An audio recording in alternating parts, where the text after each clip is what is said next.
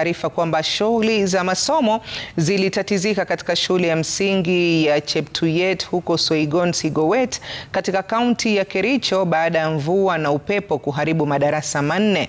Kisa hicho kiliwafanya wanafunzi waliokuwa wakitumia madarasa hayo kukosa mahala pa kusomea na kuwalazimu walimu kuwatafutia mahala mbadala ili kuendelea na masomo yao.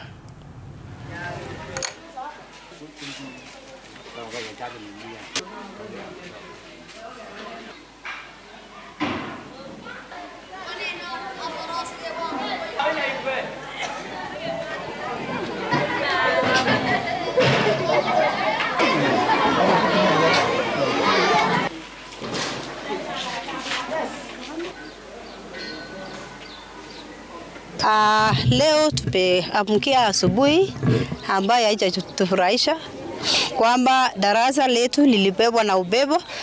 Sababu ya mvua nyingi ilinyesha jana usiku, madarasa matatu yaliharibika na wanafunzi ambao walikuwa nasomea hiyo madarasa wamekosa mahali pa kusomea. Tunaomba serikali tusaidie. We have decided today that we could not close the school because they also need to continue like the other schools. So we have squeezed them to some areas where they are being squeezed. So we have today classes of maybe 80, 100 learning in the same classroom. We have integrated some classes.